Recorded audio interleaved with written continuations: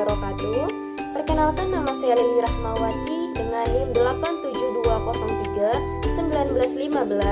8720319150005 dengan mata kuliah perpajakan, dosen pengampu Ibu Cynthia Anissa Rahmaputri SPD MPDE. Di sini saya dengan jurusan Pendidikan Ekonomi semester 5 Universitas Pancasakti Bekasi. Di sini saya ingin memaparkan materi mengenai pajak. Yang pertama yang akan kita bahas yaitu mengenai nomor pokok wajib pajak atau disingkat dengan NPWP adalah nomor yang diberikan kepada wajib pajak sebagai sarana dalam administrasi perpajakan yang dipergunakan sebagai tanda pengenal diri atau identitas wajib pajak dalam melaksanakan hak dan kewajiban perpajakannya. Jenis-jenis NPWP itu sendiri ada yang pertama NPWP pribadi, di mana itu adalah kepemilikan NPWP secara individu atau perorangan dengan syarat telah memiliki pendapatan.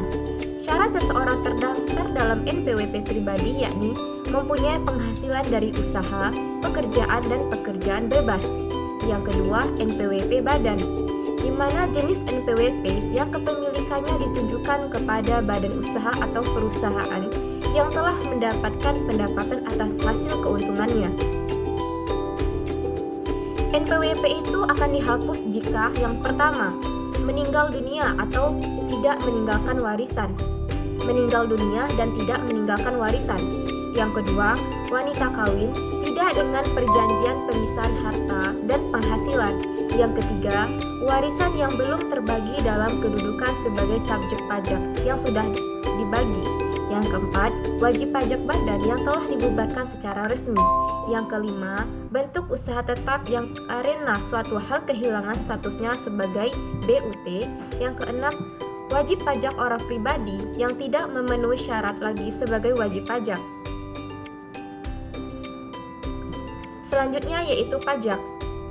Seperti yang kita tahu, pajak adalah iuran wajib kepada negara yang dapat dipaksakan tanpa mendapatkan timbal balik secara langsung.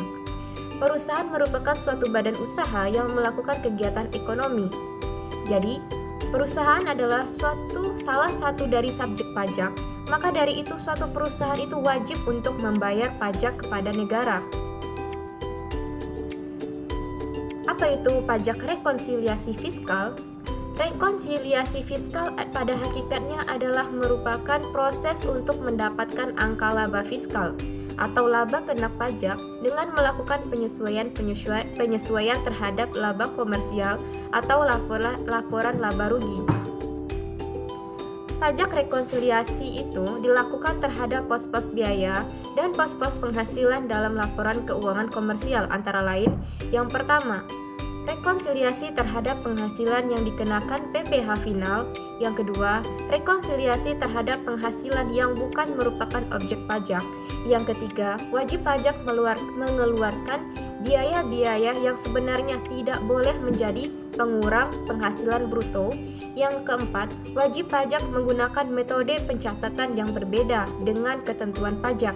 Yang kelima, wajib pajak mengeluarkan biaya-biaya yang dikeluarkan bersama-sama untuk mendapatkan pendapatan yang telah dikenakan PPh final atau pendapatan yang bukan objek pajak, serta pendapatan yang dikenakan PPh non-final. Selanjutnya yaitu bea matre. Bea matre adalah pajak atas dokumen. Dokumen adalah kertas yang berisikan tulisan yang mengandung arti dan maksud tentang perbuatan, keadaan, atau pernyataan bagi seseorang dan atau pihak-pihak yang berkepentingan. Jenis-jenis bea matre itu ada 3. Ada yaitu matre tempel, ada yaitu kertas matre, dan ada juga matre teraan. Nah, di sini dapat kita lihat ketiga contoh matre tersebut. Selanjutnya yaitu tarif bea matre.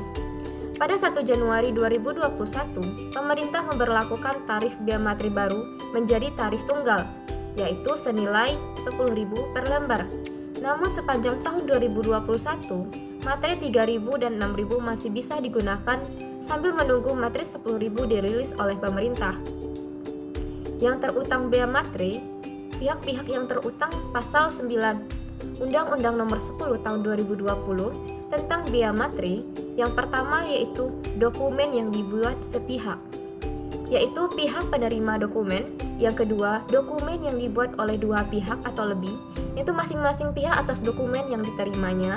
Yang ketiga yaitu dokumen berupa surat berharga, yaitu pihak-pihak yang menerbitkan surat berharga. Yang keempat, dokumen yang digunakan sebagai alat bukti di pengadilan, yaitu pihak yang mengajukan atas dokumen tersebut. Yang terakhir yaitu dokumen dibuat di luar negeri atau digunakan di Indonesia, yaitu pihak yang menerima atas dokumen tersebut. Adapun objek bea matre 10.000, pada pasal 3 ayat 1 bea matre dikenakan atas dua hal, yakni yang pertama, dokumen yang dibuat sebagai alat untuk menerangkan mengenai suatu kejadian yang bersifat perdata. Yang kedua, dokumen yang digunakan sebagai alat bukti di pengadilan. Adapun dokumen yang bersifat perdata itu yang dimaksud adalah yang pertama yaitu surat perjanjian, surat keterangan, surat pernyataan, ataupun sejenisnya.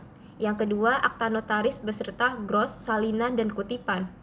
Yang ketiga, akta pejabat pembuat akta tanah beserta salinan dan kutipan. Yang keempat, surat berharga dengan nama dalam bentuk apapun. Yang kelima, yaitu dokumen transaksi surat berharga dalam nama atau bentuk apapun. Yang ketujuh yaitu dokumen lelang berupa kutipan risalah lelang. Yang ke-8 yaitu dokumen yang bernilai lebih dari 5 juta rupiah yang menyebutkan penerima uang terdapat pengakuan hutang dilunasi ataupun diperhitungkan. Dan yang terakhir, dokumen lain yang sudah ditetapkan dalam peraturan pemerintah. Demikian yang dapat saya sampaikan, kurang lebihnya saya mohon maaf. Wassalamualaikum warahmatullahi wabarakatuh.